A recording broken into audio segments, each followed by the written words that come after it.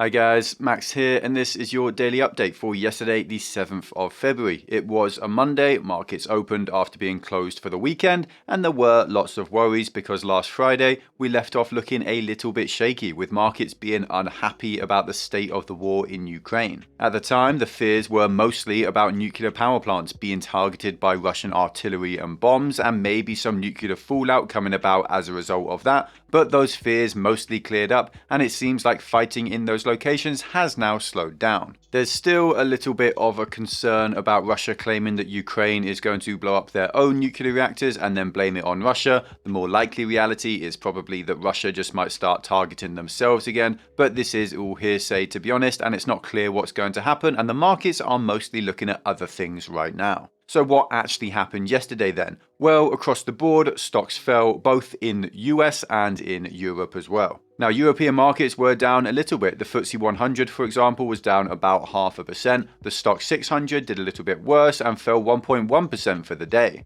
US markets fell far more. The S&P 500 was down at 3% and the Nasdaq was down 3.5%. A very bad day indeed, the worst in 2022 so far. Now, tech stocks fell the most, as they often do at the moment. They are risk on assets, so that is really expected. All of this is really on fears of energy costs rising. The big fear right now is that there might be a ban on Russian oil and gas imports. There is sort of already a de facto ban on Russian oil at the moment. It's trading at a huge discount and it's struggling to find buyers because it's really bad press. Shell, for example, bought Russian oil at a $28 a barrel discount, but it was such bad press that they were then forced practically in the public eye to donate all of their profits from that sale to the Ukraine war effort. So what's the point in buying?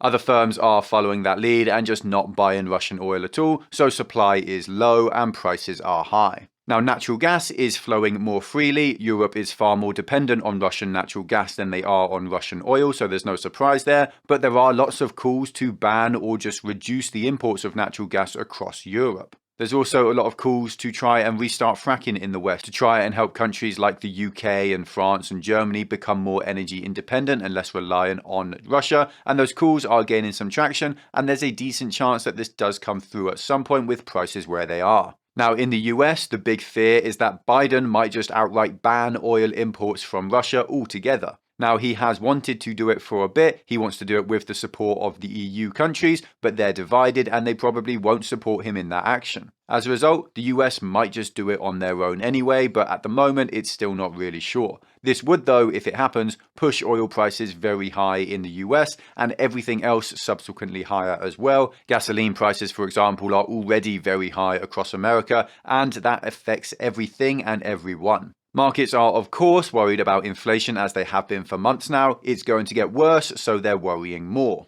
We on this channel have talked about inflation for almost a year now, and the whole time the narrative from the mainstream media and the markets has been, it'll get better, so don't worry about it. These supply side shocks will end and prices will fall again. And the whole time the markets and investors have believed this narrative because they wanted to, because they wanted the bull market to continue and to continue making money off their equities, but now they are finally starting to doubt it. They are worried for what's to come, and risk on assets as a result are selling off. Now, a lot of people seem to be asking why tech stocks seem to be getting hit the hardest, and the answer is quite simple, and it's an understandable thing to ask. PayPal, for example, isn't really subject to many inflation fears. Neither is Shopify either, or most other high-flying tech companies, so there's a lot of confusion here. These companies are, however, very reliant on interest rates and bond yields. They are all very fast-growing companies, and even if they are cash flow positive, like some of them are, they're making profits every month and they're not going bankrupt, they still need extra capital to grow fast enough to justify their crazy high valuations. Inflation as high as it is and going even higher means that interest rates are going to go high to fight it. Bond yields will rise as well. Loans and debt and capital in general will just cost more money, which means these companies will be able to take out fewer loans. They'll be able to raise less capital, and that means reduced growth across the board, and these stock prices will fall, and this is all being priced in by the markets, which is why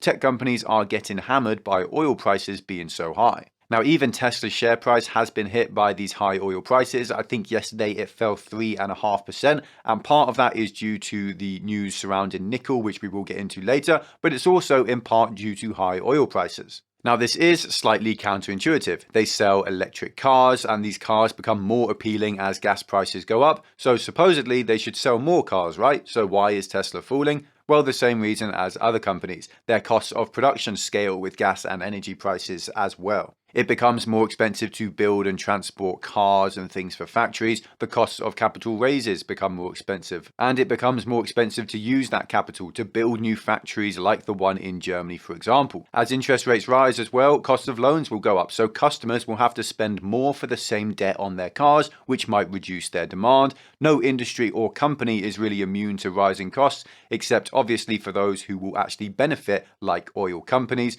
Almost every other company in the world will be impacted though. Now that's the equity market. What about other risk on assets, in particular crypto? Well, it actually isn't falling too bad. Prices are still lower than they were a week ago, but not by some ridiculous amount. Bitcoin peaked at around $44,000 after Ukraine was invaded, and it's now down sitting at $39,000. Ethereum is sitting at about $2,600 while making this video. Most altcoins as well are down slightly on the day, 2 or 3%, but no major changes, and actually crypto held up better than the Nasdaq comparatively. What about risk off assets though? Well, let's start with bonds as usual, and they are actually seeing some minor outflows, and that does feel a bit weird, but there are mixed market moods here. Interest rate hikes should cause yields to rise, but then the Ukraine war should cause yields to fall. So there are mixed reactions, there are different forces at work here, and right now bond prices are falling and yields are rising again. Gold is going absolutely crazy, and as of today, it's up another 2.6%, now sitting at over $2,000 per ounce.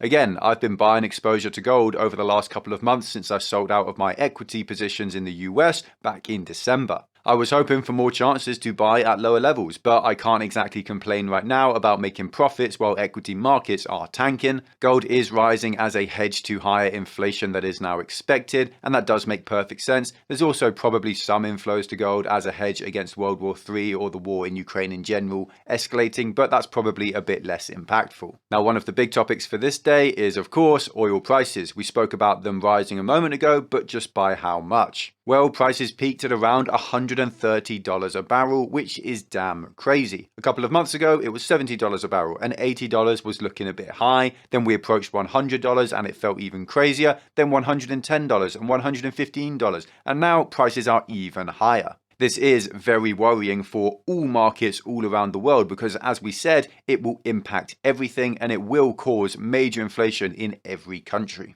Oil price spikes as well are really a good indicator for a coming recession. Usually, and it's more often than not, after price rises like this, we see a recession, so that's very worrying for markets and investors. Right now, WTI crude oil is sitting at $122 a barrel, and Brent crude oil is sitting at $126, so both very high. Now, the other big crazy bit of news for the day is about nickel prices, which exploded almost overnight, rising stupid amounts of 250% in a couple of days. Per ton, right now, nickel costs over $100,000. Now, a couple of months ago, they cost $20,000 a ton, and a year before that, it was about $15,000. Now, this is pretty bad for EV costs of manufacturing. It's not great for Tesla, for example. They use a lot of nickel in their batteries and their cars. Nickel has already seen tight supply, as has everything recently, but the Ukraine war has made it worse. Off the top of my head, I think Russia produces about 15 or 16% of the nickel in the world.